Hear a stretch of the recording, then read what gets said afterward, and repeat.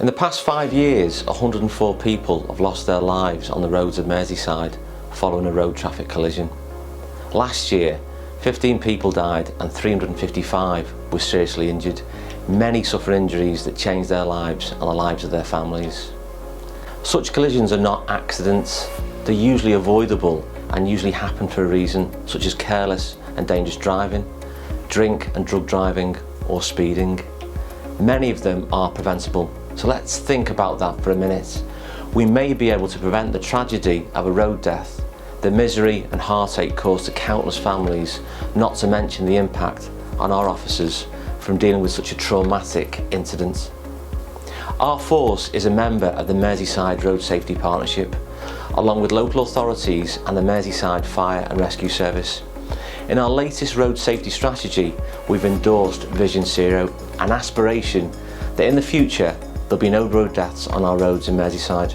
We aim to do this by enforcing our speed limits, breath and drug testing drivers at every opportunity, and by listening to the concerns of our communities and involving them in our work to make roads safer. The following clip illustrates the effect of a road death on one family, a mother and son who've lost their husband, their father and best friend.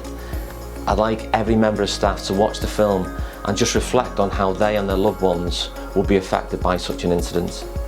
I'd also like you to consider how you can contribute to Vision Zero in your own lives and in your roles in Merseyside Police, and perhaps sign up to the Road Safety Pledge on the Road Safety Partnership website. Thank you. My name's Kira and I was due to be giving this speech at the Road Peace Service of Remembrance in Liverpool.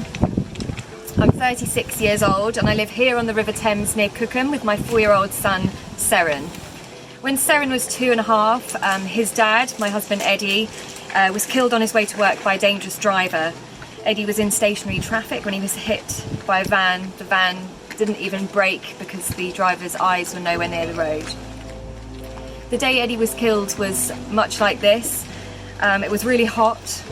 We'd spent the day before kayaking in the river and swimming, and we'd had family over for a barbecue.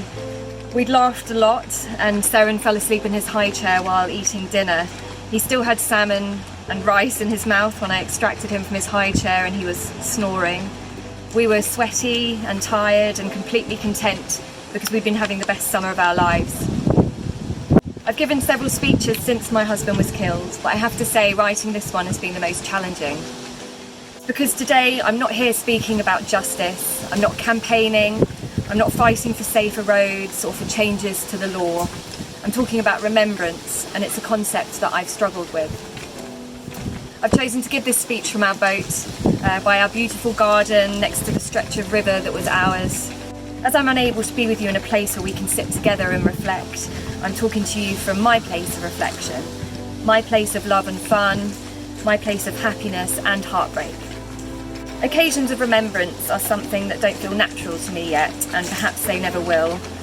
I think there are a number of reasons for that. It feels as if they may require a certain amount of acceptance about what's happened, a level of being at peace that so few of us impacted by a road death can ever feel. It's hard to accept something while the feeling of disbelief that it's even happened is still so strong. Multiple times in a week I have to catch my breath and remember that Eddie is gone.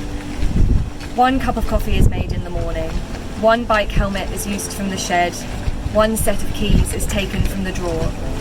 If my son is tired and needs to sit in his buggy, I look down and think, I'm pushing a buggy, yet he has no dad. The two concepts are like magnets repelling each other. Having thought about this speech for some time, I realise that these moments that make us reach for that extra breath are in fact our moments of remembrance. We live in a permanent state of remembrance every day. Those we loved were taken from us too soon. They were taken before their time, suddenly and often violently. They were denied the little moments that make our lives together so unique. We remember them by mourning what they are missing and what they've been deprived of. My son will often accomplish things that I know would have made Eddie's eyes beam with pride. These moments are hard, of course, but so too are the completely mundane acts that we long to share with them. I'd like to use this opportunity to acknowledge why an occasion like this, where we come together, even online, united in our loss, is still so important. The people that we lost were that important. Their lives made the biggest impact. They mattered. It's not about accepting that they are gone, but rather accepting that their lives made waves that just keep on rolling. Their loss informs how we continue to live. When life feels impossible, it's because they mattered. When life feels amazing, it's because they showed us that too. I'd love to be able to tell Eddie the impact that he made. We had so little time together, yet he was my greatest adventure.